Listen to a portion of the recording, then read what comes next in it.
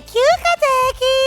Pamilyar ba sa inyo yung sikat na linya na yan ng viral Thai luxury fashion influencer? Well, mga kapatid, nandito naman siya sa Pilipinas ngayon para magpakalat ng kanyang good vibes. Narito po ang report. Thank you, Kateki. Mula kay Blackpink Lisa hanggang kay Heart Evangelista.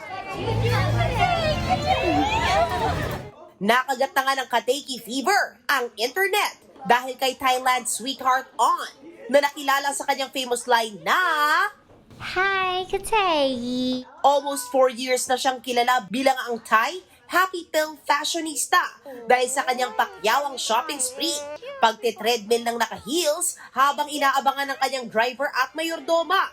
At dahil sa kanyang kwelang personality, ngayon, nasa Pilipinas si On para bisitahin ang kanyang sibling fans, as in Southeast Asia fans. At pumirma pa siya ng talent management at record label dito sa Pilipinas.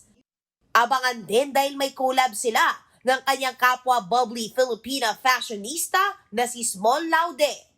Kasama rin ni On ang kanyang hobby surgeon na sa sobrang pagka-supportive sa kanyang stardom, He always support me.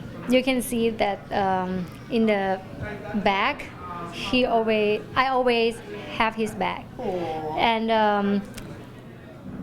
he made my nose. Sorry. cute! Ang ganda! Tie in. Plastic surgery.